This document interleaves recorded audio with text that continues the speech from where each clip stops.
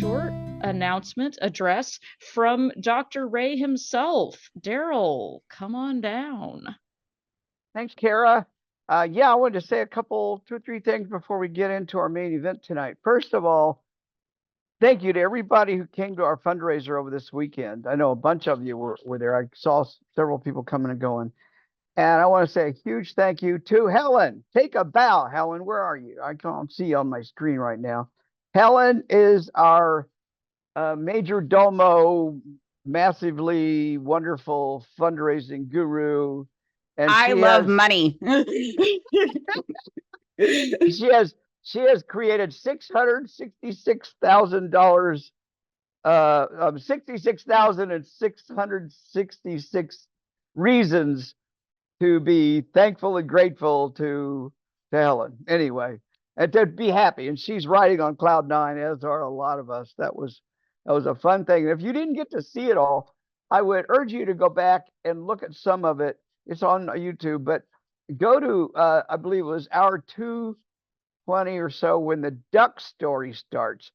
And here's my challenge. If you watch that and you laugh, then you have to donate. I have not. I was laughing my ass off during that segment. It was so funny. But if you can watch it and not laugh, you don't have to donate. That's the deal here.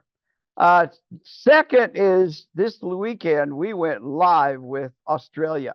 So Australia, recovering from religion, Australia is now a full-blown legal entity, and they also have a way to donate. So if you're interested in helping Australia, go over there and donate a couple bucks to them. I'm sure they'd be thrilled to see us supporting them a little bit anyway. Now, about 2012, I don't know, somehow it came to my attention on YouTube. I saw this woman performing a song that just blew my mind. I'm thinking, whoa, who is this person? I've never heard of it. I did a little digging and found out it was a woman from Australia, of all places, singing atheist songs. And then I found out that she had a atheist album. But fuck, who is this? How did I not know this person? They were hiding, I guess, in Melbourne somewhere, and I found out later is at a temple because they were raised Jewish. I mean, so this is all blowing my mind.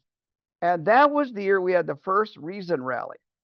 So I contacted this person. I said, hey, I'm interested. I appreciate what you're doing or whatever. I don't remember. She may still have the emails. I don't know. I don't remember.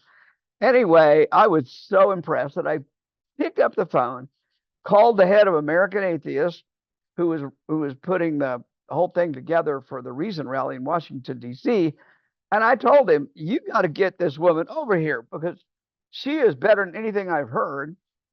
And I heard nothing more. I just thought maybe my voice went in one ear and out the other. I show up at Reason Rally and I'm speaking at the convention that was having there. And lo and behold, on the stage in Lincoln, close to the Lincoln Memorial, is this woman that I saw. Turns out it was Shelley Segal, the person we're going to hear tonight, singing for 30,000 people on the mall in Washington, D.C. So I try to claim that I try to take credit for having, quote, discovered Shelley. Maybe I'm a little exaggerating there, but she would have been discovered without my help. I'm quite sure of that. But anyway, that's the way Shelley came to my attention. And then in 2019, just before the pandemic hit, she was traveling through and she stopped at my house and we put on a house concert right here. And like 20 or 30 people sitting here listening to her. We had a great time. That was a ball that night. And she sang a special song that you're going to get to hear tonight at my request, but I won't say anything more about that. All right, let me give you a quick rundown of her biography because she's super interesting person. Shelley is an Australian singer-songwriter recognized for her soulful voice and engaging lyrics. She's born in Melbourne. Segal grew up immersed in music and began singing and writing her own songs from a very young age. Her songwriting, rooted in folk and pop styles, is distinctive for its fusion of personal narratives with social political commentary. In 2012, remember that date, that's what I told you earlier, she launched her debut album, An Atheist Album, drawing attention to its honest exploration of her secular worldview. It showcased Segal's ability to discuss complex themes like religion, politics, personal freedom through the lens of her own experiences, resonating with a diverse international audience. Segal's subsequent albums, such as An Easy Escape and Holy, further solidified her reputation as a thought provoking artist, unafraid to tackle challenging subjects. She toured internationally, including North America and Europe, using her music to spark dialogue on human rights, freedom of thought, and the power of dissent. In addition, her solo work, Segal has collaborated with artists like Adam Levy, DJ Carl Cox, adding depth and versatility to her repertoire. With her evocative lyrics and stirring performances, Shelley Segal continues to push the boundaries of music, earning her a unique place in the global music scene. Shelley regularly creates music supporting grassroots activists and communities, using music to create the world she wants to see. Shelley's hit "Saved," that was the first one I saw, was "Saved," is used in the intro and the outro theme by the Atheist Experience. And of special interest to the RfR community, she wrote a song just for RfR, Not Alone, which is used in our helpline. Thank you, Shelley, for joining us. Hi, Daryl. Hi, everyone. Hi, Kara. Thank you so much for the beautiful introduction, and thank you for giving me my big break into America. You know, you're the secular Simon Cowell. There you Wow. go. But a lot nicer, I hope. Right. Yeah. He was like, "You're perfect the way you are. Let's go." Yeah. I love it. Oh, what a great introduction. Yeah, thank you so much. It's absolutely a privilege to be here with you guys today. And thank you for giving me a chance to share my music with the community.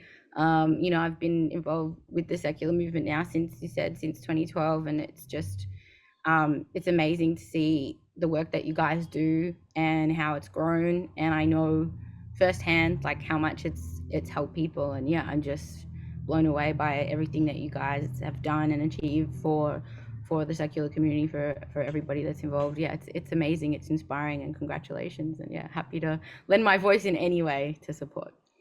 Oh man, well thank you for joining us. I was going to say it's such an honor to have you on and you're inspiring. And like I was saying in the pre-show, I love that we're able to have an episode where we get to highlight music and some kind of artistic and creative aspect of recovering from religion, because that's something that's really impactful to people. And I think your music in particular has touched a lot of people. Do we say that in secular communities? Do we touch people? I don't know. With your musical noodly appendage. Touched with your noodly appendage. Consensually. Yeah.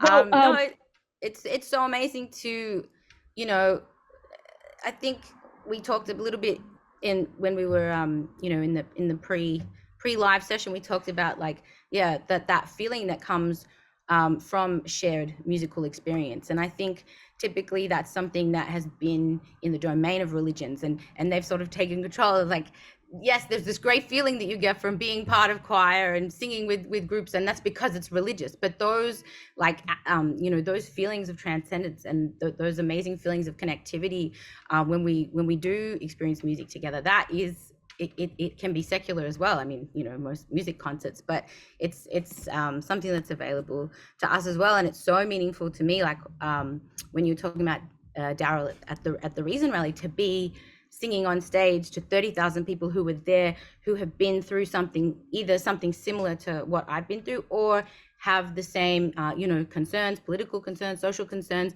And so we're, you know, so engaged with what I was singing about. Now that is a very transcendent feeling, and better than what I imagine I would have got at synagogue if I was allowed to lead the congregation.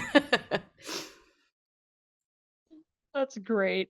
I love it. And you know, I would love to hear a song if you want to start us off with something. Absolutely. Okay, so um this is a song that I kind of wrote as an answer to the question of how do we know how to be good without God? I think that's a question that we face a lot as non-religious people.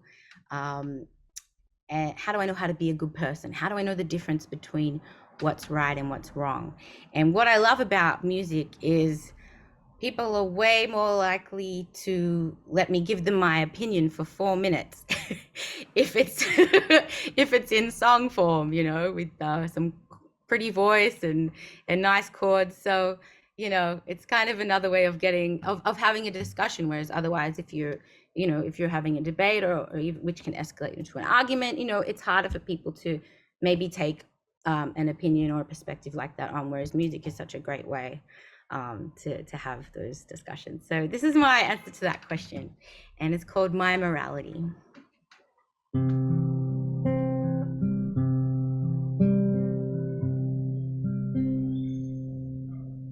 My morality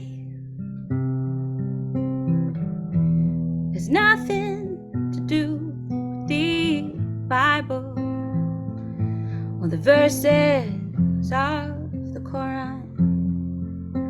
My morality won't judge you by your spirituality, but by the things that you have done. My morality is not set into stone tablets who don't even tell you not to hurt children. My morality is not dictated by a deity. It's developed from empathy, dependence, and love. My morality accepts everybody's sexuality, is more concerned with inequality than validations from above. My morality is not set into stone tablets who don't even tell you that it's worthwhile to be good for being good's own sake, that not to think for yourself can be a deadly mistake. My morality is not recitable from memory. It's something inside of me, how I want to be. Treat others how I want them to treat me. Basically, not to hurt anybody. It abhors any brutality. It stems from our common humanity. And it's what my grandmother taught to me. And it's mine because I'm free. Oh my goodness, everyone's applauding. That was amazing. Wow. Oh, thank you. I love that. So we need to hear your entire album and all of your works, just starting now. No. Kidding. We So promised is people that we on would an talk LP to. or is that a single? I have not heard that song. You know, that song is actually not out. I've been playing it for 12 years and I've never released it, but Wow. I'm recording it at the moment. So it will be out soon. There's YouTube videos of it, Wow. but I will be releasing it soon. So yeah, I'm excited about That's fantastic. And you heard it here first, folks. that. So once we put this on YouTube, anyone else who puts that up will get a copyright infringement because we had it first. I don't know if that's how that works, but No, we can when I try. register it, it'll be coming for your video. Yeah, like, wait, what happened to that one RfRx video? How come that got deleted? I know. That's great. Well, but that's yeah, amazing. I thank you love for- that song. Oh, okay, that's It great. feels great. You know, I've been singing these songs for so long now, for 12 years, and it's still, you know, I think that I went through the period of leaving my tradition, you know, in my teens, late teens, and early up to age 20, and so that's, you know, 17 years ago for me. And so I think, you know, the experience of when you're first kind of questioning, when you're leaving, you know, and all of the intense emotions and experiences around that was so, you know, they're so front of mind. They're so, for me, it was so life changing. And I know for so many others, like that initial period of those first few years. And so it was so healing for me to have this outlet for the conversations I was having with myself, the conversations I was having with other people, the way I was feeling. Like, yeah, I'm so grateful that I had this outlet. And even though as the years have gone on and I've gone through different stages in my, you know, relationship to like my anger, to my non-belief, to my community, and I've gone through those different stages of grief and of growth, and have that distance and time, you know, it's still special that I can revisit that feeling anytime by just going back into these songs and bringing those emotions back out, and remembering how it feels, and also how far I've come from that time. So I love singing them. Thank you for listening. So do you want to tell people who may not know what your religious background is? You know, most of our clients are Christian because, hey, we're in America. Right. And yours is other than that. So yeah, let's talk about that a little bit. Right. So hi David. So I I grew up in a Jewish community in Melbourne, Australia, and we were like a moderate level of observance. I call us medium Jews, you know, and on the spectrum of religiosity in the Jewish community, we're kind of medium. But is that reform or conservative, or? Well, that's the thing. We don't really identify. Didn't identify with a particular. My parents would call themselves like traditional Jews, so they like had a pick and choose kind of thing of what they wanted to follow. But I think it's different in America. There's such a bigger population, so you're really able to provide these kind of like communities, whereas in Australia it's smaller, and I think people just go to the synagogue nearest to them, or one that will accommodate them. So my family went to an Orthodox synagogue. So even though we're only moderately observant at home, maybe or a more conservative level, I guess, I don't know, because I'm not super familiar with those communities, like maybe that level of observance at home, we went to an Orthodox synagogue. So, you know. So in that community, the men and women would be separated, right? Right. We practiced gender segregation at the synagogue, at my synagogue, which eventually my father became the president of. We have, the women would sit upstairs. And if you couldn't make it upstairs for whatever reason, there was a section up at the back where you could sit, and there would be a curtain that you would sit behind. It's a separation called a mechitza, and it's different. It has different incarnations in different synagogues. In mine, it was this see-through curtain, and it's this symbolic and also very literal separation between the women and the men. In Orthodox Judaism, women aren't allowed to sing unaccompanied. We're not allowed to read from the Torah. We're not allowed to participate in leading the service in the same way that the men are. So, I was a very serious and intense kid, and very, very passionate and very trusting of the people around me. Not only was I going to synagogue every week, but I also went to a Jewish day school. And so, I was learning to speak Hebrew from a very young age, very immersed in the language, in Jewish studies, in Jewish history. My father also had a Jewish wedding band where he played traditional klezmer music as well as like top 40 music. And so that was my introduction into music. My dad would get me up on stage at 11 years old, which is an amazing experience, an amazing, great, education and foundation in music. So I'm so grateful for that. Playing several times a week at bar mitzvahs and weddings and functions. So my whole universe was just very, it was community. It was Judaism. It was such a big part of my life, and I was learning, and I was passionate about it. I deeply believed. I had a personal God that I spoke to every night. I would do my prayers. I even wrote little songs to God. That was probably some of my first compositions. And, you know, it was just a huge part of my life. As I got older, I joined a youth group, a Jewish Zionist youth group called Habanim Draw, and I would go to that on the weekends. So even though we did have friends, you know, that weren't Jewish, it was still just, you know, so your whole life is Jewish life and Jewish community and Jewish culture and Jewish religion.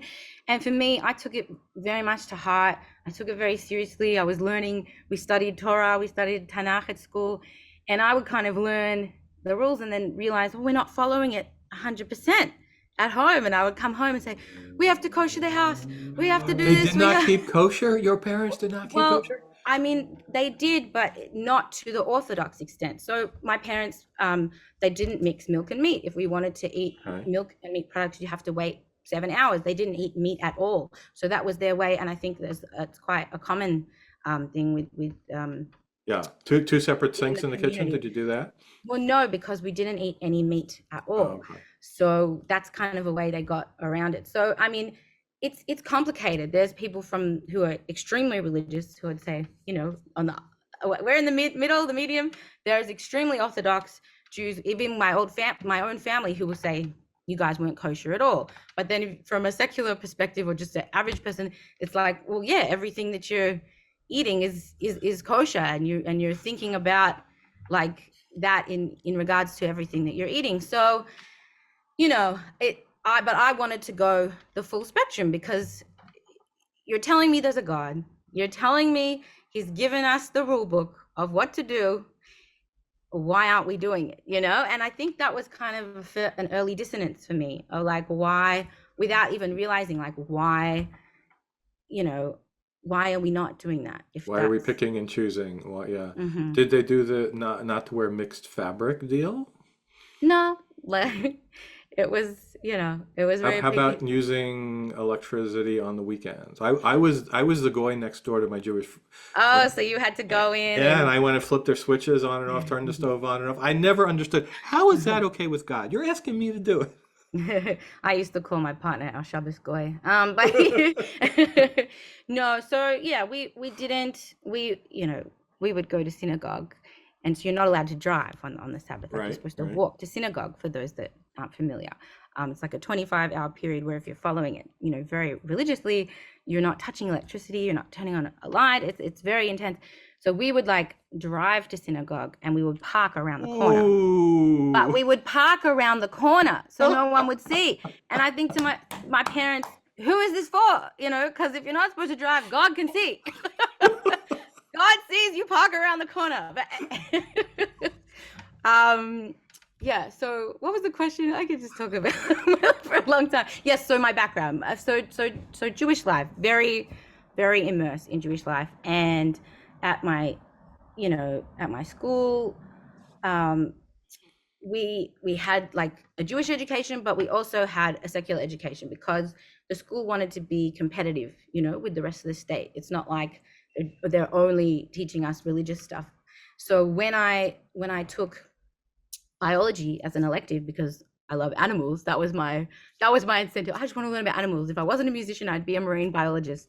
And actually, I am working on a project with a marine biologist that is an educational conservation themed EP. So I kind of get my wish. I get to be marine biologist adjacent, singing songs about whales, which is fulfilling my 12-year-old dream. But I'm excited for this. Have you worked? Tell us when this happens. You need to come share it with us. And you can work the whale calls into your song somehow. We can, and I might share one of the songs from that project with you guys as well. But so you know, I took biology as an elective because I loved animals, and because I'd then gone into the, you know, as an elective, that was like part of our final grade. Then that was where the state curriculum came in, and that was when I learned about evolution. So for my brother and the other kids in my school, I don't know how it is now. This was, you know, 20 years ago. for the kids that didn't take it as the elective where they're being graded against the state, they didn't, in just the regular curriculum, they didn't learn about evolution. We didn't learn about evolution. I only learned about it in year 11 in one of my final years of school, as through this elective. And when I learned about evolution, that was like that was an amazing experience. And it wasn't even that I didn't instantly see it as such a challenge. I thought, oh, well, that's totally different than my understanding. I didn't just see it as a challenge.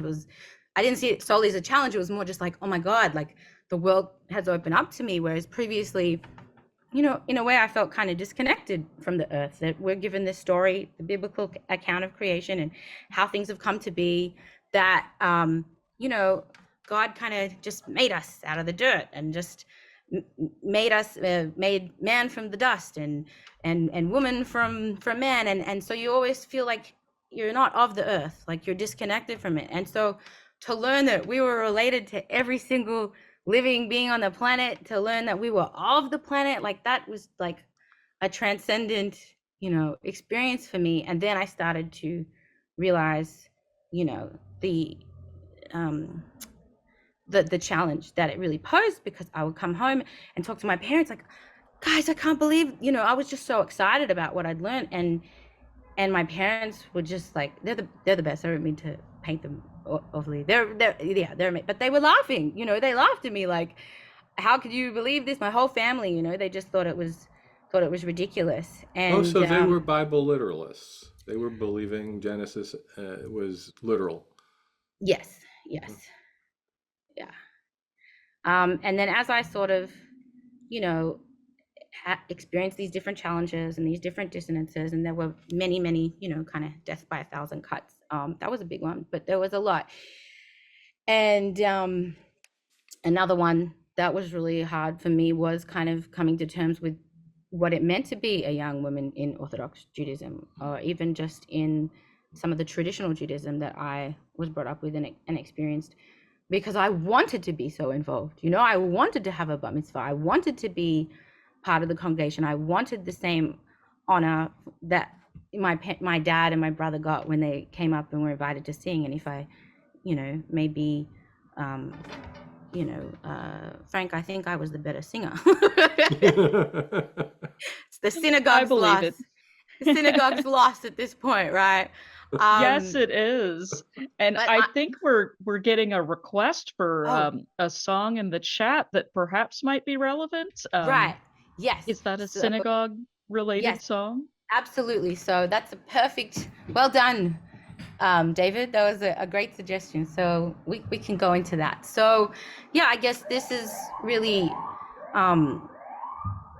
speaks to kind of the issues that I took as a young woman in Judaism, having to sit separately, not being able to be fully immersed in the practice and in the tradition in the synagogue as I wanted.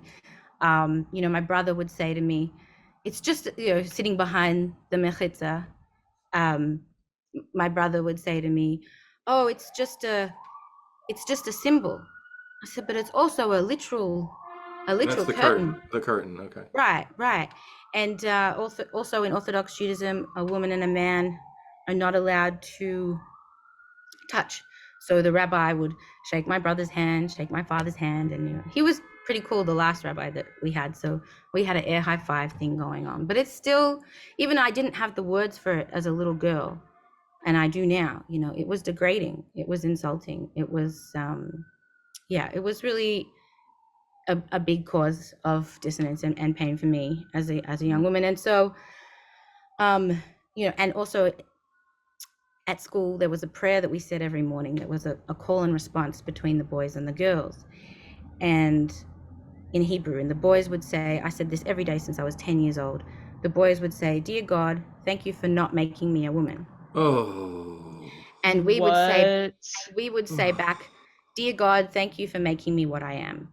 And so all of these things that I took issue with were explained to me by strong women within my community, but the answers were never satisfactory. And they say it's not that we're less, it's not that we're worse, it's just that we're different. But different is still defined, and I refuse to be defined by my gender. So what I'm going to do for you now is I'm going to sing a song that my father sings at the synagogue, and something he sings every week. And I've decided that I'm going to reclaim it. It's mine. I can sing it wherever I want. So I'm going to sing this song, the Etz Chaim, that David mentioned. And then I'm going to go into my song, Eve, which is a critique of the Abrahamic traditions and their liturgies and the way that they talk about women and women's roles. So yeah, first we'll do Etz Chaim, and then I'm just going to go straight. I'll pick my guitar back up and go straight into Eve. And Eve is from the Atheist album, right? Yes. Yes. They go together now for me. Okay, here we go. Welcome to Shul, guys.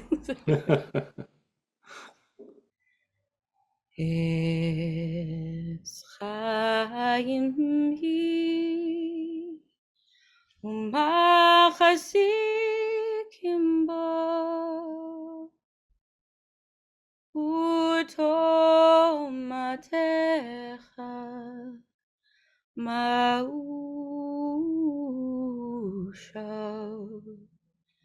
narechecha Dachenam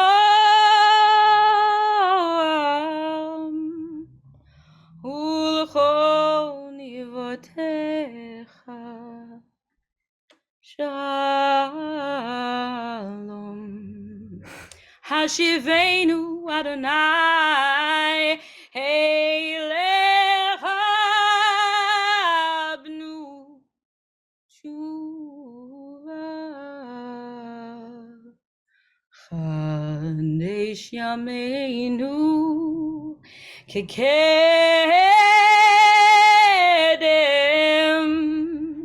Chadesh Yameinu Kekedem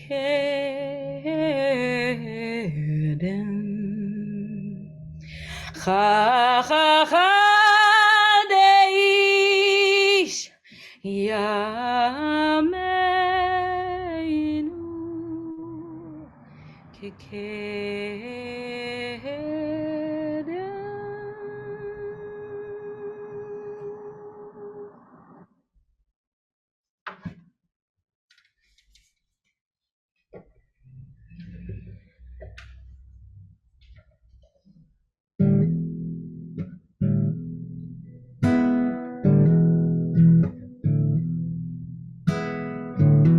The Bible tells me I was made for and from man, and I must do for him everything that I can. I must surrender to his will. I must submit. I can't make the household decisions, 'cause I am unfit. It tells me my place with everlasting grace.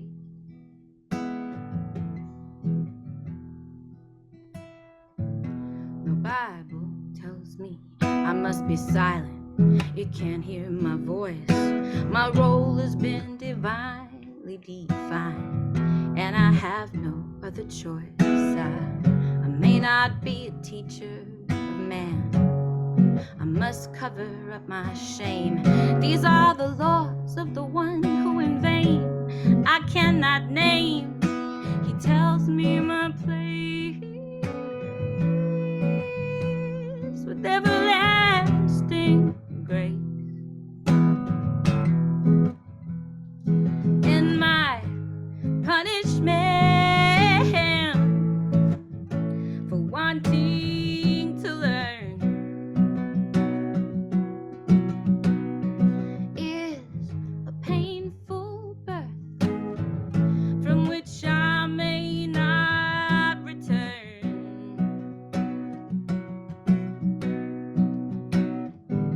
The Bible tells me that I am unclean.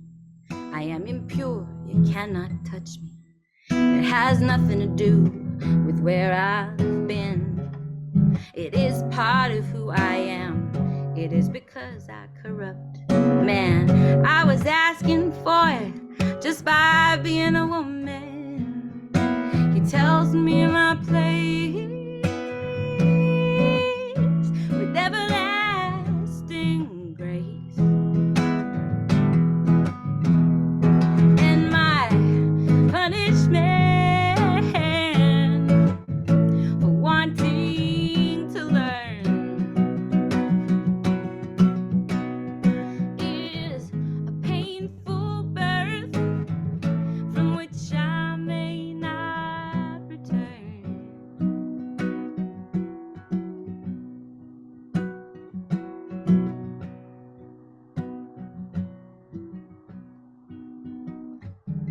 The Bible tells me I was made for and from man, and I must do for him everything that I can. I must surrender to his will. I must submit. I can't make the household decisions 'cause I am unfit. He tells me my place with everlasting grace. Yeah, it tells me my place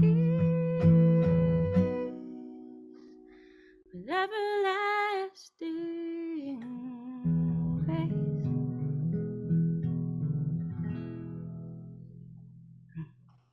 Wow. That's amazing. Thank you so much for singing that live for us. My pleasure. So Thank you. good. Thank you I for think listening. it's one of my favorites of your songs. Excellent. Available on the Atheist album, people. Yes, an Atheist album and all the streaming platforms. Everywhere you can hear Yes. music. We're gonna definitely need to share with people where they can find your music at the end. So, Absolutely. Oh, yeah. thank you, everyone. Thanks so much for the lovely comments. I'm just seeing them now. Yeah, was so good. Yeah, everyone is super impressed. You're getting all sorts of praise in the chat. You're amazing. And Rob's cats joined in. Yes. She was asleep, and then she just woke up and wanted to get closer to the speakers. Yeah, she's got good taste. This cat has good taste. She comes to the good shows and sometimes participates. That was fantastic. Thank I love it. We're you. so lucky we get to have you here. And every time you sing, my brain just like empties out of everything else I was thinking about. It's so peaceful and relaxing, but it makes me forget all the questions that we were going to ask you. It's like that for me too. Like music is so meditative, and like I said, it takes me back, and a lot of the time I kind of get these images in my mind when I'm singing of like where I was at when I wrote them. And another really beautiful thing that happens is I've kind of, like I said, over the years I've been playing for these songs for the secular community, the free thought community, atheist, secular, humanist community, for playing these songs, and people come up to me at shows and they'll tell me a story like, oh, this happened to me and this is what this song reminds me of, and so everybody's stories kind of stay with me as well. And sometimes when I'm singing, like I'll get a flash of that too, and it just becomes this like really rich tapestry of like who you were when you wrote it, who you've become since then, who you've met, and all the journey, and the different people that have connected with you through the songs. It's really beautiful. One thing that I love to do at concerts, and I think the first time I did this was with the Recovering from Religion group that I like a support group that I met up with years ago, and I can't remember the name. I can't remember the city that we're in. If anyone was there or remembers, that would be awesome. But basically, it felt like a chance for people to talk, because we've all shared a similar experience. For me, it's Judaism. For a lot of people in this community, it's Christianity. I also do a lot of work with ex-Muslims in the ex-Muslim community. But there's so many parallels of what we've gone through in terms of losing community, disappointing loved ones. There's so many analogies, like having to deal with sexism and homophobia and all of these things. And so I just sort of invited people to get up and share their stories. And so I would play a song and then someone would say, oh, that reminds me of this. And so we just kind of all went around the group and everyone would share stories, and then that would remind me of another song. And it was just very, like, just what happened now, we're talking about the time and everything. So it was very collaborative. And I think that as an outlet is so important, because so many of us, I didn't see the exact answers on the polls, but for so many of us, maybe religion was a way for us to access music. For me, it was through the band, even though there was ways in which I was really restricted from the music within the tradition as well. Would you like to share the poll now, Hara? Yeah, let's do that. Let me pull it up. We can talk about that. And I think it may have shut down a little bit early, so we might not have gotten a chance to hear from everybody. I can actually relaunch the poll. It looks like Yeah, why don't you do that? There's more people here than when we started. Anyway. Yeah, now that we've got some more people, let's do it again. While she's doing that, Shelley, could you give us just a synopsis of what were the lyrics to the Hebrew song you sang? Yes. I mean, it's Chaim means like the tree of life, and it's actually a song about the Torah, and so like the Bible, and how it's like the tree of life that we draw on. So obviously I don't relate to the lyrics anymore, but there's I talked about this recently on my social media, but I had this longing, like I said, even here, to connect to the space and the traditions, but it I was separate from it.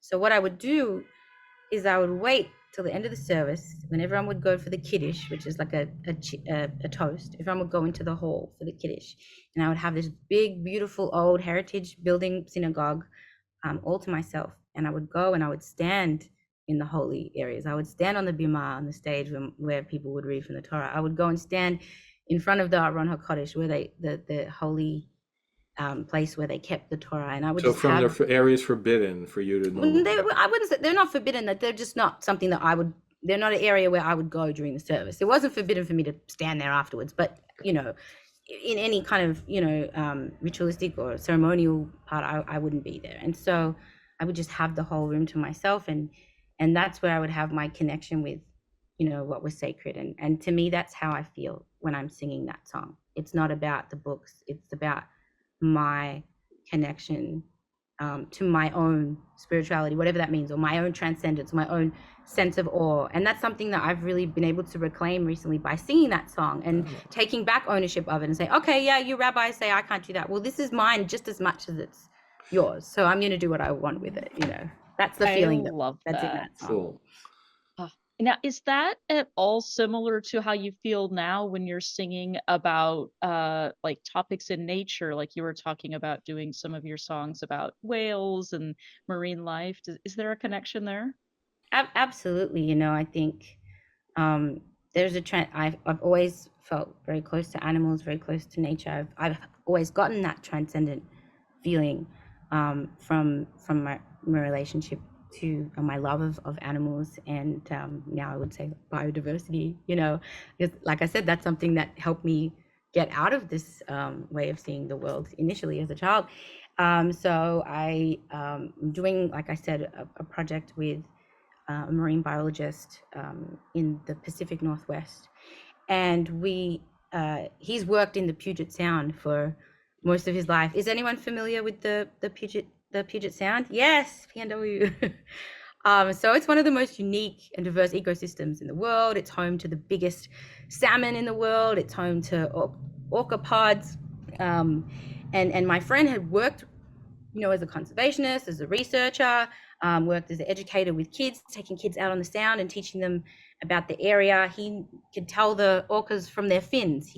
That's how much he was a part of this environment. And he would take me out on the sound and pull out a piece of kelp and say, here, try this. It's the fastest growing kelp in North America. And I ate it, and he's like, it's gross, isn't it? But it was kind of like hanging out with it was like hanging out with David Attenborough, you know, my own personal host. And the way he talked about the environment and the animals and everything that lived there and how it was so intertwined, it was like he was writing songs. The feelings he was giving me from that made me feel like this is a song. And standing out on the sound with him, you know, that day he took me out, and I was just standing there, and I thought, I can't be the last person to see this. I can't be one of the last people to see this.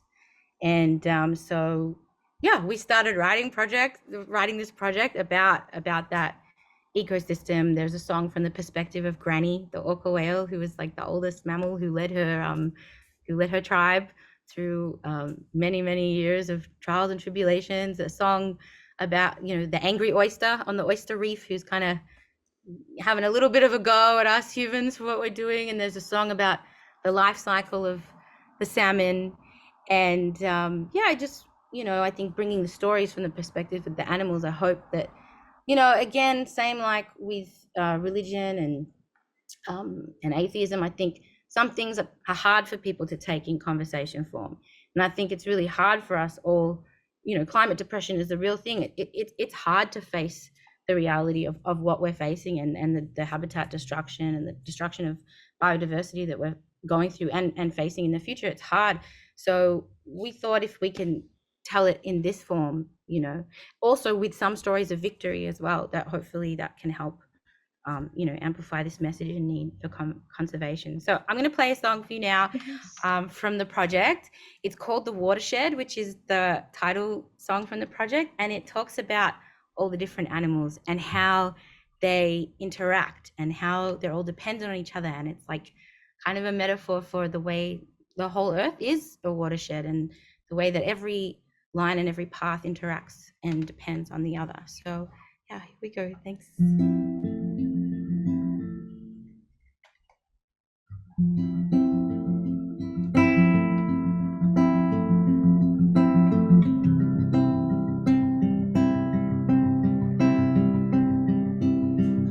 10,000 streams and rivers run together where they join as one. The cradle where all waters flow, allowing life to thrive and grow, to thrive and grow.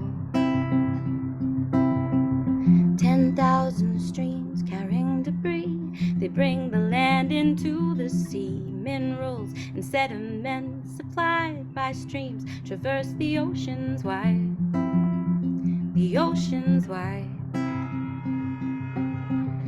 Each form of life is intertwined with all the rest in humankind.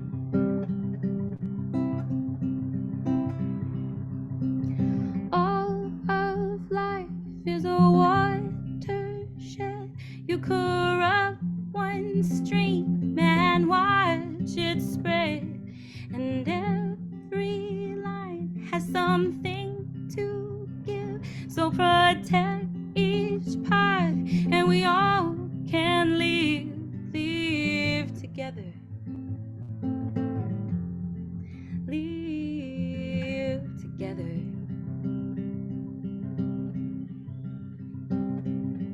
The salmon feed the land and sea, from orca whales to cedar trees. A forest shade keeps waters cool, and logs provide riffles and pools, riffles and pools. The oyster reefs protect the bay and land from being washed away. The water flowing through their shells in turn will flow through us as well, through us as well. Each form of life is intertwined with all the rest in humankind.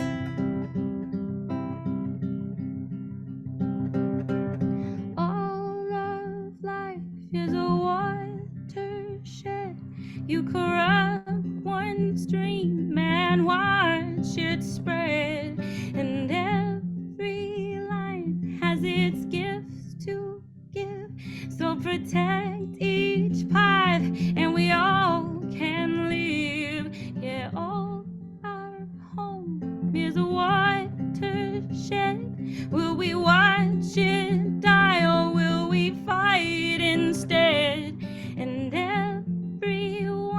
has something to give, to protect each part, and we all can live together.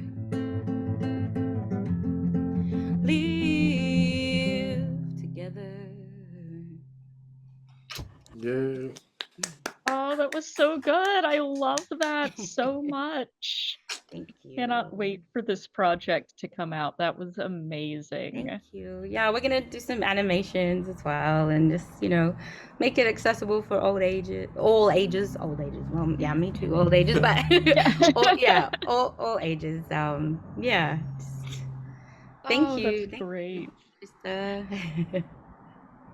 I am just blown away by how you're able to sing and come up with these beautiful lyrics, and your voice is amazing, and you're playing music at the same time. I am not musically talented, so this is just incredible to me. So I learned to good. play the recorder in like freshman year of high school, and that's as far as I got. And I forgot that by the sophomore year. And I can't carry a tune singing at all, so it always amazes me. Well, one thing I definitely want to say, and this is a big part of my practice, and I'll tell you about something else that I'm working on. I think that, and I remember this from the way that I was taught music as a child with a piano teacher and different pathways to learning. I think that we're given this narrative that music and songwriting and creativity is something that's not accessible to us, that that we're not good at it. Well, I didn't have that dexterity. I had to work so many years to get good at guitar. I had big problems with my pitch, even when I was getting up at the weddings with my dad. It's just about practice, and especially if you have a method of instant application, because if you're a kid and you're sitting there trying to learn these scales and it has no meaning to you, as if I'll sit with my friends and I'll tell them, okay, you play all the white notes right now and I'm going to play the chords, and you give somebody a little bit of the ingredients. Okay, you can play all these notes are going to sound good.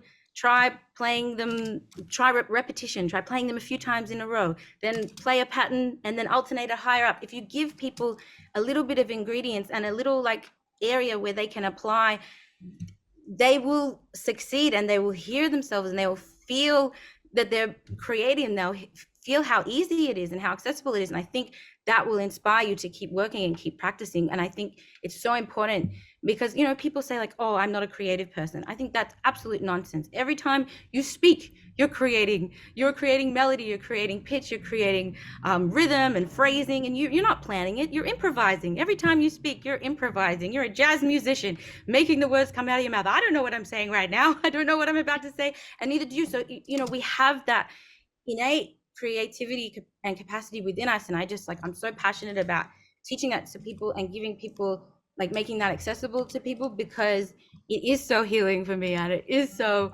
rewarding for me just to be able to take whatever you're going through and externalize it. It's the best. And so when the pandemic hit, I started doing live stream songwriting songwriting sessions, because I can sit and play on my own anytime I want. But this was really cool. We had 90 minutes, and whatever we got done in that time was the song, and people would join on YouTube, and I would say, okay guys, what are you going through? What's been on people's mind today? And people it was still a dictatorship, because I was the only one that was speaking and holding the guitar, but I could see everyone's messages, and people say, I'm going through this, and we would find an emotion or a feeling or a situation that kind of everyone would relate to, and we would start writing, and we would people would throw out ideas or lyrics. I would make the chords. Sometimes there'd be a musician in the audience to say, go to the A minor, and so we kind of built the songs that way. And I did I think I did 16 sessions throughout the pandemic like that, just giving people a chance to participate in that creative songwriting process. And it was so rewarding. I was blown away by the things that people said. I mean, I knew it, because that's what I'm telling you is that everyone has that capacity, but it was still just every time so surprising how beautiful what people made. And actually this year I'm working on I'm producing at the moment, but I'm going to release an EP of songs that I made during these live streams with people, and how rewarding. I did a show in in Dallas, where someone who had been on the live stream for one of the songs, so I played that song live at the show. You know, just a really cool way to connect with people. And so I'm going to put out that EP this year, and I'm also restarting this project because I am so passionate about this idea. So I'm doing that every Sunday, 2 p.m. Pacific time. If anyone wants to join, someone asked what the songwriting process looks like. So this is one process if you'd like to join it and actually be part of it. How do people join that? Where would they go? That's on my YouTube, Okay. YouTube channel. Yeah, so I think I already have a link set up for the live. So maybe, I can share that a bit later. Yes, definitely. Oh, that would be great. I love it. So- And yes, I can tell you're really passionate about it. And I really appreciate you saying that. I know we've had somebody else come on before and talk about drawing as a way to kind of express yourself creatively and work through things. And I probably had the same excuse in that episode too and said, well, I'm not very artistic. I can't draw. But, Right. it was the same thing that you said. She said, yes, you can. Just, Right. go ahead and And do I mean, it. it makes sense. I think so often it's just about having a space where you stop that voice in your head, because I'll tell you, it doesn't go away. I mean, it's not as bad as it was for me, but I'll be working on a song and my brain go, oh, that sucks, that's lame, that's cheesy, that's whatever. And I have to say, shut up to my brain, let me finish the song. Then we can assess it. Then we can say all the things that are wrong with it. But until I finish, you have to let me finish it, because then I at least get that ability to fully express the idea, and then I can, like I said, improve on it. But it's hard for us to quiet, the inner critic, for sure. Or brains, says Jeff. Yes. Oh, brains. That's great. No, but you're absolutely right. Thank you for sharing that. And do you have any further advice for people, like if they want to get started expressing themselves with music? You gave us a lot of tips, but like, is there sort of a medium that's good to start with? Like, do you encourage people to start by singing or writing a song or practicing with an instrument? Or I would what's a say good way to kinda whatever is write? closest to you, whatever is accessible Mhm. to you, whatever is the path of least resistance. So if it's just you singing on your own, that was the way I would write my first songs when I was a little kid. I didn't play an instrument. I would just sing them. And then then I had access to a piano, so I would just play on the piano. Now, this is a lot easier to transport than a piano. So I moved Right. to guitar, but this is what I'll show you. This is something that I'm always playing my guitar, and always at airports at the gate, like I'm just sitting there practicing, and people will come up to me and say, oh, exactly, I have no musical talent. I've always wanted to, but I've never been able to. I say, all right, sit down. And I hand them the guitar and I say, okay, let's pick these two notes, right? Just the bottom and the top, right? Open strings. I'm not putting anything with this hand here, just 2 strings. And I'm just going to pluck them very slowly, like this, right? Just 2 notes together, right? And then I'm gonna sing. I don't know what's coming out of my throat. And these strangers gonna play. They're gonna play these 2 notes. We're making a song. And I show them that those are the basic elements. All you need, and even I'm playing an E and an E, it's the same note. It's really only 1 note. And so we have those basic ingredients, those elements, and then the creativity is endless. We could sit there and So sing. you're telling me if somebody showed me that back in college or even high school days, I would be in a band, I'd be famous today. No one ever showed me that. Now the music industry is another is its own monster. That's but yeah, I mean, I showed you right now, so you could still be in a band. I had nobody in my family who was Wow. musical. Not one person played anything, so it wasn't a tradition. Yeah. Yeah, I so I love think that. it's just having whatever you have access to that you enjoy. If you play, it's not about practice, it's playing. If you experiment and you play and you do it enough, you will get bored singing the same note. You'll get bored playing the same 2 notes. So you'll kind of start playing around and yeah, just That's what happened when I was playing the 2 notes on the recorder, but everyone in my family just said, "Stop it." Yeah, I feel like that's not a good one to start with. I had a recorder too. I don't think anyone A appreciated plastic it. recorder, yeah. No, everything's good. Okay, never mind. Scratch that. Yes, start with the recorder if that's what you have. Do Now, your music. So Paul said I have visions of Rob playing in a heavy metal band with a recorder solo. That's what's happening. Rob and his cat. Uh, I love it. Oh my Oh my God. goodness. That's great. Okay, while we all contemplate that image, should we hear the poll results? Yeah, Yes. good idea. Okay, yeah, we got a lot more responses this time. So let's see. Let me share them with y'all. So we asked, is music something that you miss about your religious practice? And 35% of people said yes, very much. 22% said a little bit, and 22% said not really. 17% said no, and 4% said this is not applicable or they were never religious. So Wow. between the yes very much and a little bit, at least it's over half people, at least somewhat. Yeah. Yeah, yeah. Wow. Yeah, this is really an important topic. And we also asked, someone's noting in the chat too, we asked, were you ever a musical performer in your religious institution? And Wow. Dr. Ray predicted that we would probably have quite a few people who answered yes to this question. And sure enough, 39% of people said yes. 57% said no, and 4% said it's not applicable. So Wow, we're that's a starting lot. the RFR choir. The RfR choir and recorder section. It's gonna be me and Rob on the recorders. I think I still have it in a box somewhere in the basement. I can find it. You know, I probably have mine somewhere too. I was a little better on the piano, but I mean, not much. But okay, I'm now going to be more mindful about not downplaying my ability. I am instead going to just practice and run with it. So thank you for that. And, let's see. Number 3 that we asked was, has music been an important part of your recovery from religion? And 39% of people said yes, very much. 26% said a little bit. 17% said not really, 13% said no, and 4% said not applicable. Wow. You know what? I would love to know how many people thought that your music in particular, Shelley, had been an important part of their recovery from religion. I bet it is not a small amount. I have to tell you, I wasn't even in my recovery phase because that was a long time ago when I found the atheist experience. And I never skipped ahead in the back, always listened to just a part of the song.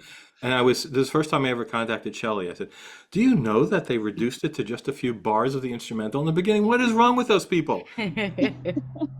Everyone needs to call them and tell them to put it back the way it was. You have to wait till the end to hear Shelley actually sing. Yeah. We live in a skippable time. Yes. And I think that's it too. They're trying to, get into the other content, but that's the best part. Yeah. And by the way, we have had several requests for that song this evening, if you happen to get a chance for that one. Sure. I'm absolutely happy to play it. Do we have time? Yeah, Absolutely. I think we've got time. We'll make time. For 2 more songs. Okay, exactly. okay, cool. So yeah, this was the first atheist song that I wrote. I wrote it after a preacher in the street came up to me in my Jewish neighborhood and told me, tried to hand out flyers and tell me very nicely and very politely that I was going to hell and I was gonna burn forever. And I just felt so, angry at this person. I try to have compassion for people who are spending their whole day out in the sun handing out flyers, but who are you to come into my world and my space and my life and tell me how to live my life when you don't have any evidence for what you believe, you don't have any good reason, no proof of what you're saying. And it was just this feeling of defiance and this feeling of I will not be told how to live my life. And it was so empowering to sing it. I remember in the studio when I recorded it, we were doing live tracking with the band, and we had to stop the tape because I think the drummer started laughing because I was when I sang bullshit, some spit just came out of my mouth because I was just so passionate. The drummer, we had to do another take, and I still, like I said, I still feel that way when I pick up this song, and people everyone's always asking for this song, and I always hear artists complain about not wanting to play the same song. I have no mercy for you. You're lucky. If someone wants to hear a song, like, I'm so grateful Yeah. that people want to hear this song. And every time I pick it up, I get to feel that, that way again. So And fantastic. not connection, to my own sense of my own defiance, my own descent, but also to everybody that's supported me and my music for the last 12 years. I'm so grateful. I'm so grateful to this community for the amazing experiences that I've got to have as a writer and performer. So yeah, let's do it. Okay. Here we go.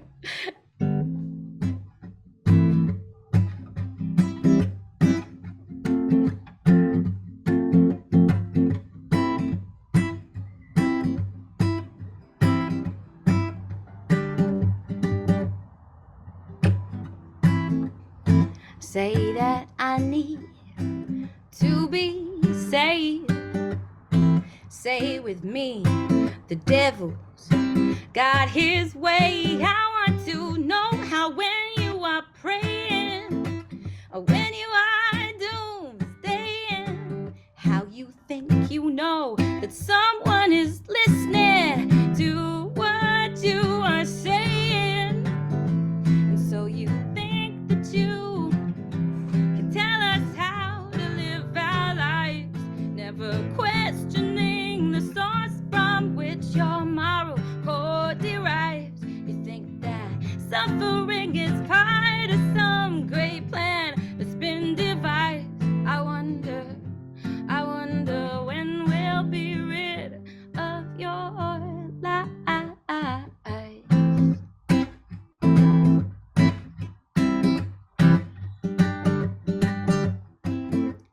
Say I need to hear the truth, a sales pitch of eternal life and eternal youth. All these blessings you are bestowing upon the one you say is all-knowing. Well, are they really deserved if he is sending me where you say I am going? And so you think that you tell us how to live our lives, never questioning the source from which your moral code derives. You think that suffering is part of some great plan that's been devised. I wonder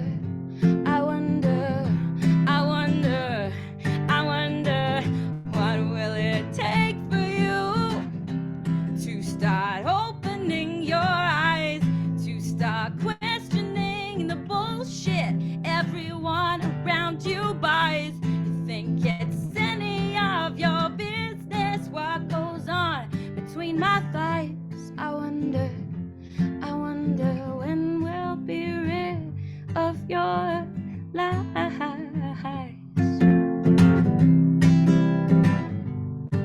Of your lies.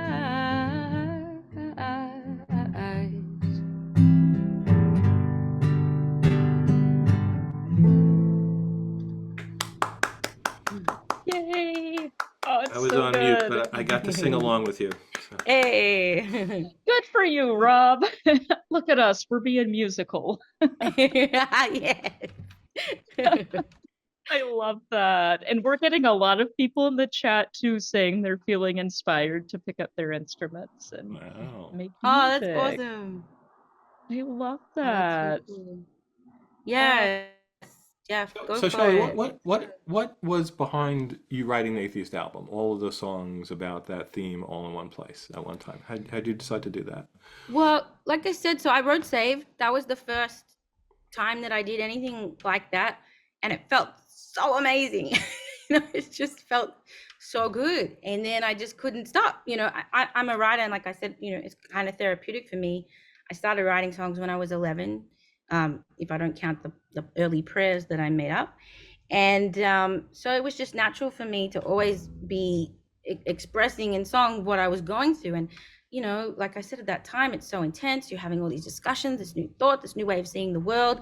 I can't remember the order in which I wrote them, but an earlier one was Eve, and it just felt amazing to be able to put those ideas out this way, and it's there's a, you know, to me there's a lot of layers in the songs, and I'm getting to say so much about how I feel, you know, how I felt about those things. And then after I had, you know, a couple of songs, I thought, you know what, I'll write a whole album. I just had the idea, I'll write a whole album of material about this. And I decided to call it an atheist album, because firstly, I love the alliteration. I am super cheesy.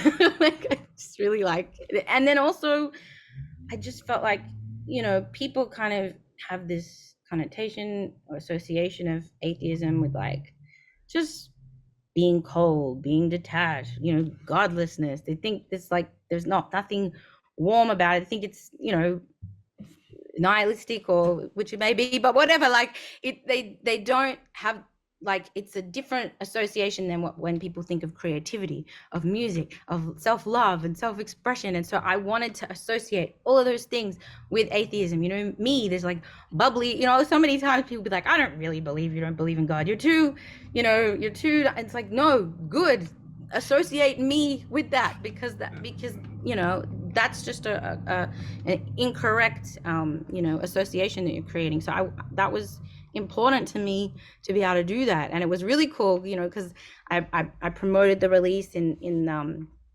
America, but especially in the Australian you know, music media. And it was so cool to like bring these discussions, you know, to mainstream music media, which we're not really used to having them. It was really, really cool. I love So it. my other favorite song on that album is, because I'm a skeptical activist, I work in that community as well, is the I Don't Believe in Fairies, because that just resonates with me. Oh my God, that is so deep in understanding of, you know, that topic. And then you mix it with the religious references too, so that was really good. Yeah, I wrote that song. I was actually, I think that was the last one that I made, because I was already like working on the record, and I was in the UK, and I was kind of staying on my own, and I heard this like spooky noise outside my room, and I thought, oh my gosh, I'm so glad I don't believe in ghosts anymore, because there was a time when I would have heard that noise and I would have been afraid of what it could be. And that's where the idea for the song came from, was like Oh, fantastic. just this, the newfound beliefs, the newfound understanding of how the world came to be emancipated me from my fear. I knew what there is to really be afraid of. And that's what that chorus says, you know, when I'm in the dark, I'm not afraid of creations that imaginations have made. Imagination, yeah, imagination. And Yeah. the second chorus is, if I can remember my own lyrics, it's like, when I'm in the dark, I'm not I know it's only me and what I face. That's, you know, I know what it is that I actually need to be, what's real and what's to be afraid of. And, you know, it really, when I talk about that, what comes to mind is, you know, I actually did a couple of months, I think, as a volunteer with you guys, as a you know, answering the calls. Oh, I did not know that. Yeah, when I first moved to America, before, you know, I had a few months where I wasn't on tour. I think I started when I lived in Australia and kind of did it till when I moved here, and then I was on tour a lot, and it was hard to, but yeah. So, Like, so did you get callers? I often get callers where their thing is the fear of hell. I mean, they yeah, just, right? They that's, maybe intellectually have dropped most of the beliefs, but they can't get over that they can't get emotional past it. fear. And I think someone also said it in the chat as well, where it's like, you're past it, but there's this fear that's the devil. This is the, you Yep. know, even if you're clear of it, and it's just this fear that like can never go away. I'm so grateful that, at least with Judaism, for all of its problems, we don't have hell. So So that's really we never interesting. had I to actually worry talked to about an that. Orthodox Jew a few weeks ago, and in some sects anyway, they do believe that. And so they have that even on top of everything else, which really surprised me. Yeah, I'm more involved with the secular Jewish community, who may be conservative or, you know, reform, and they don't believe in that at all. But apparently some Orthodox groups do. Yeah, I think, and even if there is, it's not really anything we focus on. We didn't focus on our afterlife, you know. There's a lot of guilt. There's a lot of, you know, the salvation. There's so many things that I'm so grateful I didn't have. But yeah, that's what reminded me when I was speaking of, you know, the lyrics of I Don't Believe in Fairies, was those calls. It was taking where it's like, you know, Yeah, yeah, and without you having actually say, that. I don't believe in heaven, I don't believe in hell. So that's really an important thing. Yeah. Yeah. Well, we have some questions. We should Yes. probably go to Q&A soon.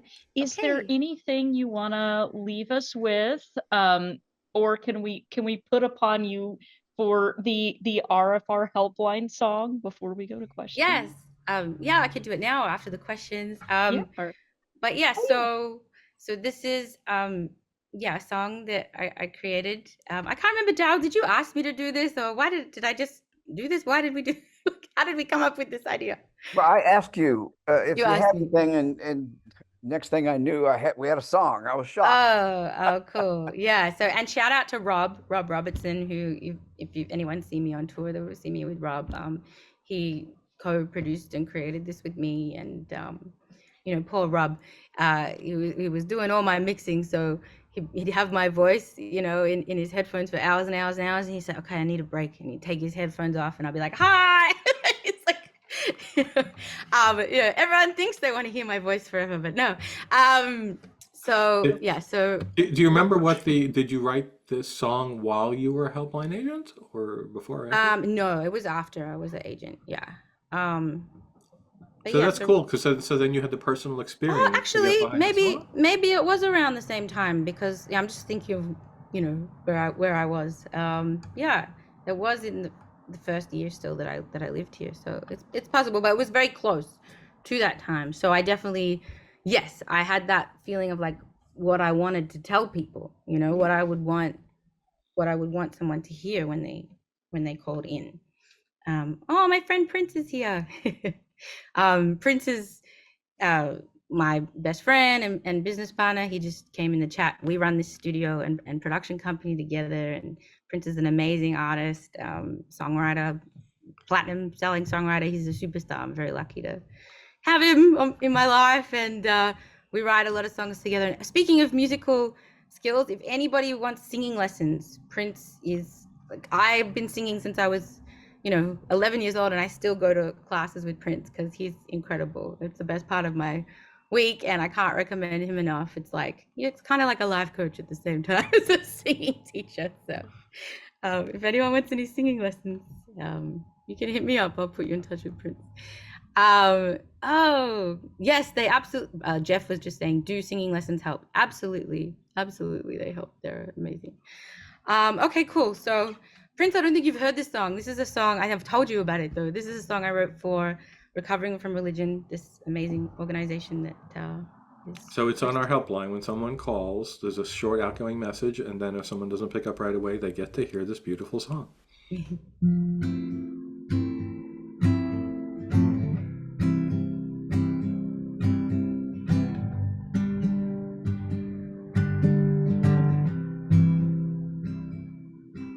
Sometimes you feel afraid, but you're the only person in the world that feels this way. Sometimes you have your doubts, but you're the only person without it all worked out. The RfR helpline is here. You can speak with a peer via chat or on the phone. Know that somebody is there. There is somebody who cares, and you are not alone.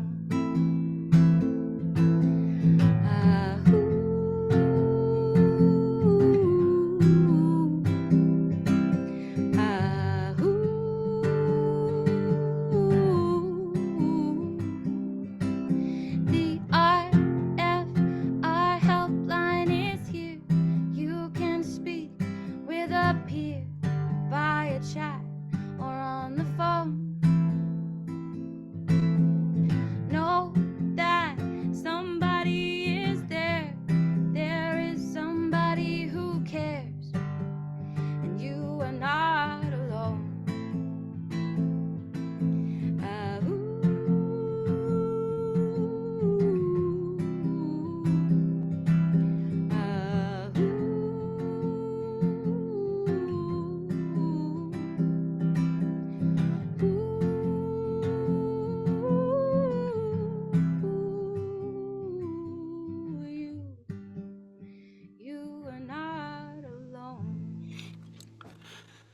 Hello, you've reached Recovering from Religion. Can I help you? I'm sorry. Of course I have it. Amazing. It's so good. I love it. And I just want to shout you guys out because that's what you provide. You know what I mean? Like that's what you do. And that's the feeling that you give to someone. They might feel like they're so alone. They have no one to talk to. And you've created this international space where people can have for this such a unique and specific experience that you have created this place for people to feel support. And I'm just so proud to be a part in any way and just so impressed and amazed. And shout out to all of you for your time, your effort and energy and what you've done to help people over the last, how long has it been? 15 years, right? Yeah, 15 amazing. years last month, April 26th, 2009 was when we started. Can't believe Amazing. it. So Jeff said, I want Shelley to record my voicemail Yes. Amazing. I love it. Okay, we promised people we would get to Q&A. Let's do a few questions. And Okay. while we're doing those, I'm going to launch a final poll, if I can, a bonus poll, if you will, that asks, has Shelley's music been a part of your recovery from religion? And answer choices are yes, or this is the first time I've heard it, or Can I no, I can don't answer like yes. music. No, Or my not music's applicable. definitely it's definitely helped me. Yes. Oh, absolutely. Yes, as you were singing, I was realizing some of your songs, like it was like you said when you sing them and you were describing how it puts you back in the headspace and the feelings that you had when you wrote them. But it reminds me too of times when I was maybe like first deconstructing and I would watch an episode of The Atheist Experience or something, and then I hear your music and it brings all that back. It's really powerful. Thank Oh, you. Yeah. It's love like, yeah, it. it's like, because those feelings in that time was like so intense and so significant. And it's, Oh, yeah. It's great. cool. Okay, so while people answer that, let's do a couple of questions. So, something that someone was wondering is if you could tell us a little bit about what your songwriting process looks like. Sure. So, like I said, if you come on to the YouTube live stream at 2 p.m. on Sundays Pacific time, then you can actually see kind of like one of the processes, one of the ways that I do it. It's different every time. It's really different. Sometimes I'll come up with a melody first. Sometimes I'll be driving in the car and I'll have an idea from the song and the melody and the words will come out at the same time, and I have to wait till later when I'm at my guitar to kind of work out what the chords are. Sometimes, I'll come up with a cool thing on guitar that I really like, and then I'll try to build a song around that. Now that I, work with Prince and we run the studio and production company together, we work we're writing, every day. We work with artists on their projects. We make music for film and television as well. So it's kind of a different, you're kind of accessing in a different way of when it's like, I've been through something, I've got to get it out, as opposed to like, okay, we're at work today, we got to turn on the tap, we got to get these songs done. And you're still tapping into that part of yourself and accessing those emotions and memories and feelings.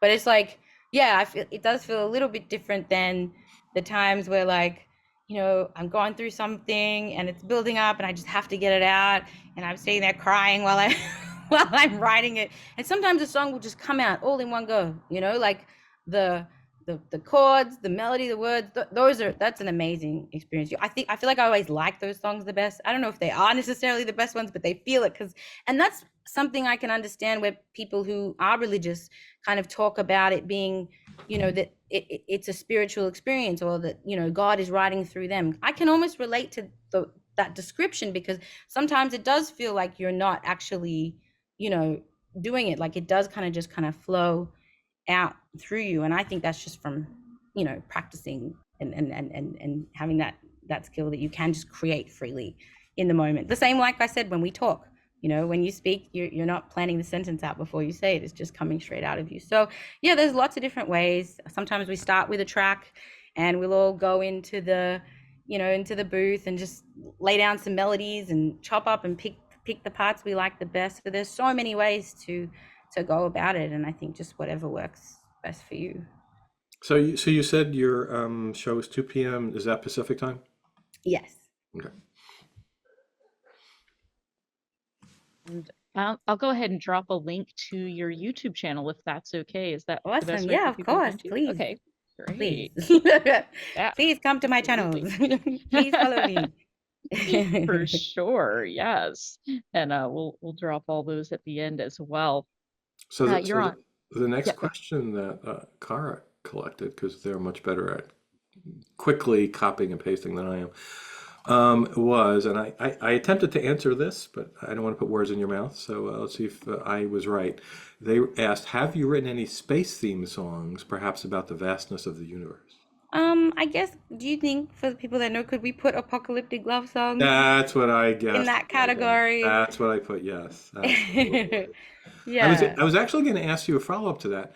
So it's also parenthetically says for Hitchens. So what is that about?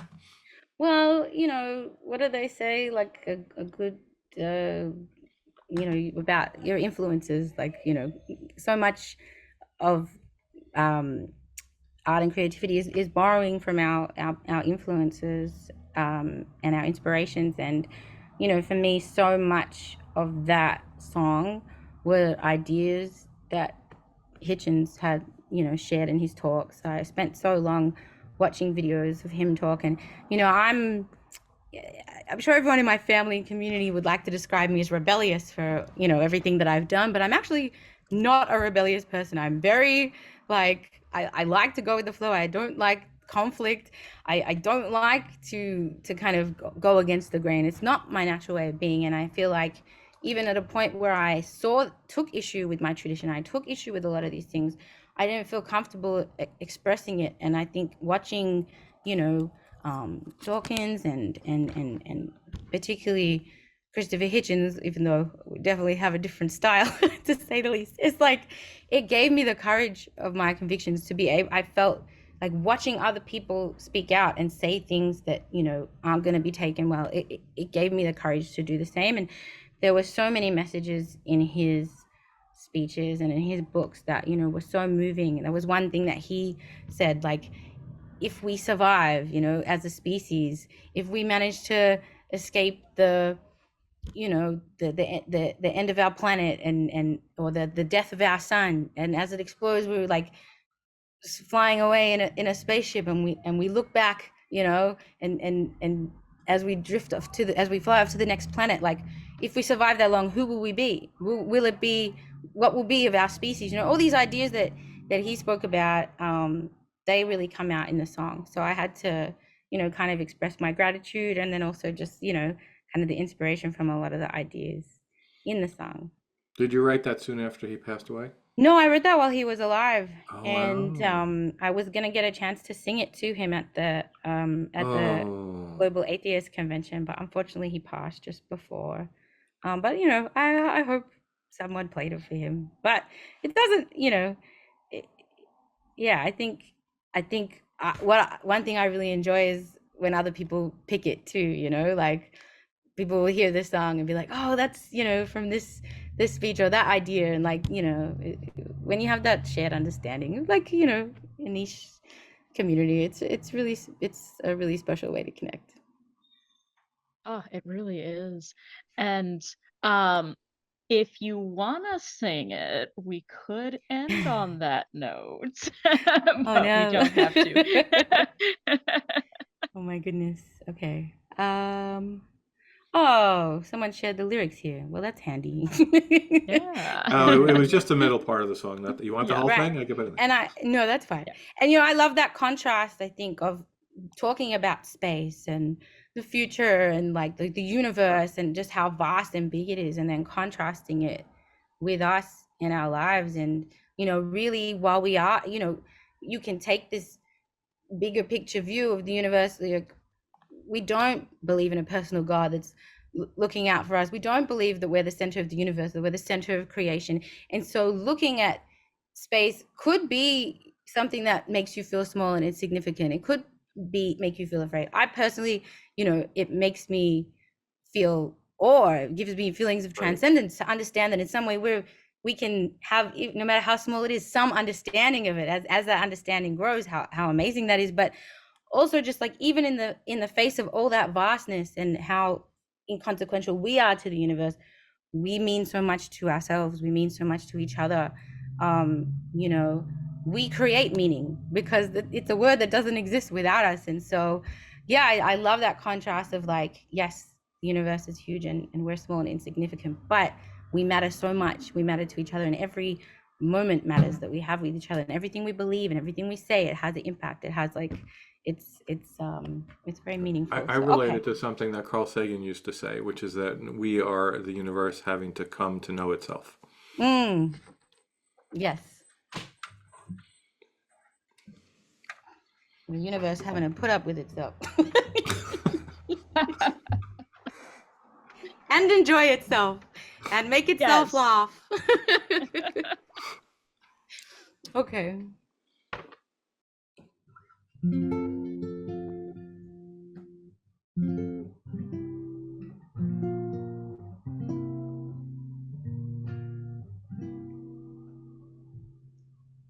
One day the sun is going to die.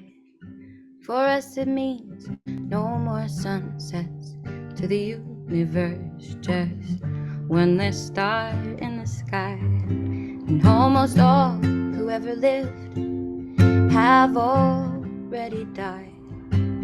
Countless stories of love and war and hope and pain now silently side by side.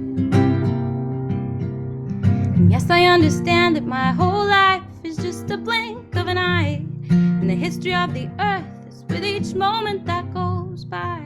But this moment that I am with you, it feels like time has stood still. It feels somehow like it matters, and that it always will. In 1 billion years, the oceans will dry, while somehow life may continue. It will not be known to you and I. To think we are so important is an obvious crime. We know that we are specks on a tiny dot, hurtling through space and time. And yes, I understand that my whole life is just a blink of an eye, and the history of the earth is with each moment that goes by. But this moment that I am with you, it feels like time has stood still. It feels somehow like it matters, and that it always will. Yes, I understand that my whole life is just a blink of an eye, and the history of the earth is with each moment that goes by.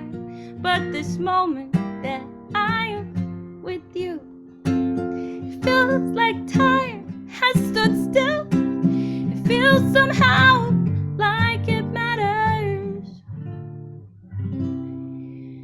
and that it always will.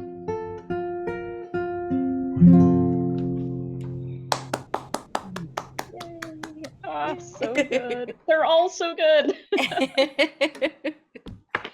I love it. Thank you, Shelley, Thank so you. much for sharing your music with us. This My has pleasure. been fantastic. Thank you so much for giving me the opportunity to share my music and my work with you guys and with the community. Yeah, you know how I feel about you and what you do. It's really, really amazing. Yeah, you kind of, you made our theme song, so yeah. Thank you for that. And oh, they're so good. Okay, I can't wait to re-listen to this episode. This will be a great one for audio as well. So yeah. Okay, well, Shorts too. We have to get shorts out of this one. Oh, for sure. Yeah. So we're definitely going to do Yes. that. Yeah. Oh yeah, So, send me some. I'll post them too. okay. Absolutely. Yes. Yeah, Okay. We awesome. will for sure do that. I'm making a note to myself now to do that. And we have also posted your links in the chat, and we'll have those in the show notes too, so Awesome. people And can then find also, you. yeah, another link. If anyone, obviously, like I said, please come on Sunday and let's make some tunes together. It's going to be so much fun. And then, yeah, if anyone wants to support me and what I'm doing after you've given all of your money to RFR, I have a Patreon, and yeah, that just helps me, kind of get by. Helped me a lot during the pandemic when I wasn't able to tour. But this year I'm really coming back strong. Coming to Texas for some shows this month, and yeah, I'm releasing music every month. So yeah, that's a really great way to support me and what I do, and I'm so grateful to anyone that can help out with my Patreon. I can put the link here. Bye bye. Yeah, Thanks, guys. absolutely.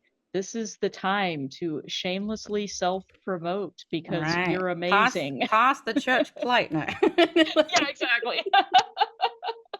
I think that's right. Yeah. Yes, I think So that's for the one I people have. who are Yeah. watching this in the future and don't see the chat, it's patreon.com/Shelley Segal.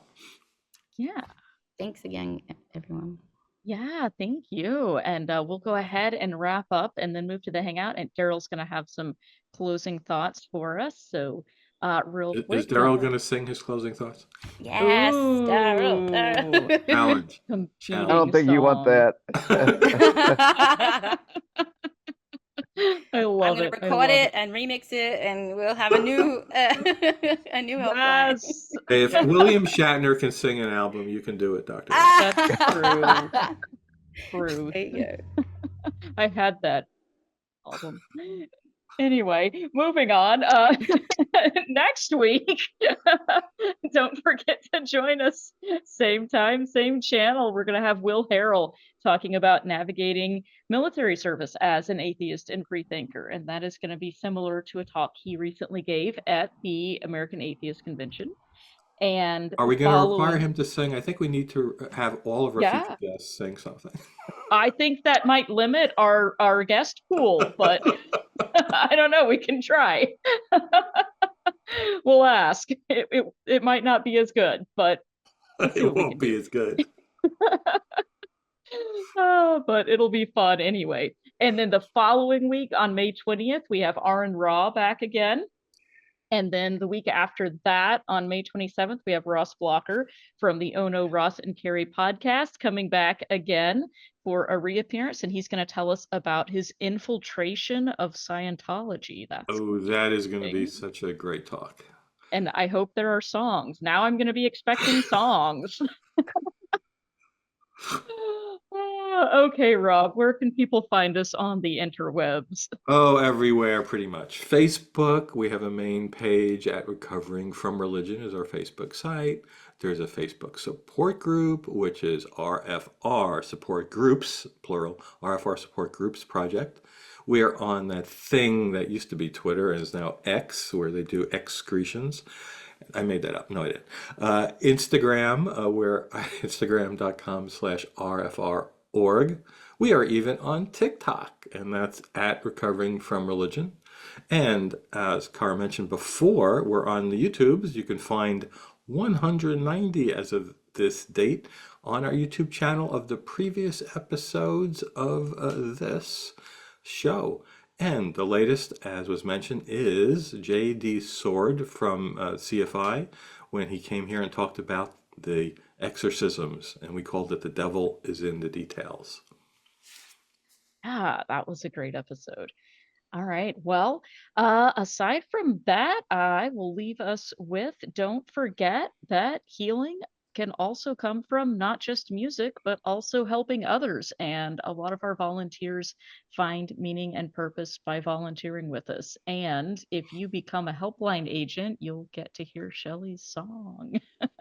But we're always looking for volunteers, and it doesn't have to be working on the helpline. We need volunteers to help us with all of our programs, and that includes helping us with the support groups, hosting support groups, helping us find and research and post resources for our clients to use, helping to support the online community as a moderator, helping us with IT things, helping us with our shows like RfRx and video editing and all that stuff. We need help with everything. So if you have some time to give, we would love to have you. And if you're interested in volunteering, you can go to our website, recoveringfromreligion.org/volunteer, and fill out an application. And okay, we are at the end. Daryl, please share with us some closing thoughts. Well, you'll find this hard to believe, but I'm almost speechless. I usually make notes during the presentation, but I was too busy trying to find the Kleenex box. So sorry about that. Yeah, so we're gonna send you the bill for the Kleenex boxes, Shelley. That I just can't believe how that music impacts me sometimes. Anyway, in my memory, Shelley, you were already a volunteer, and it was in our dialogue. Somehow it came up that maybe you could write a song. I don't remember the details, but what I do remember is I thought, wow, I'm glad she was a volunteer because I think that music came from that experience. Is that right? 100%. 100%. Yeah. So that's why that damn music affects everybody so much, because it's not a theoretical piece of music. It comes from your experience answering calls. You knew exactly who was calling and what they were dealing with. And wow, to take that and put it into music, that's amazing. You are officially a volunteer forever, even if you never answer a call. But we're never letting you go. No, Gail thank you. Gail and I have already agreed to that. We've locked you in forever. And you guys, Shelley came to my house and did a house concert. And that was like one of the most memorable times of my entire life, having her standing in my living room, singing to 25 or 30 people. And then when she broke out the damn RfR song at my request, I said, would you sing it? I was crying like a baby. I couldn't do anything after that. But anyway, that's all I got. I don't have any words to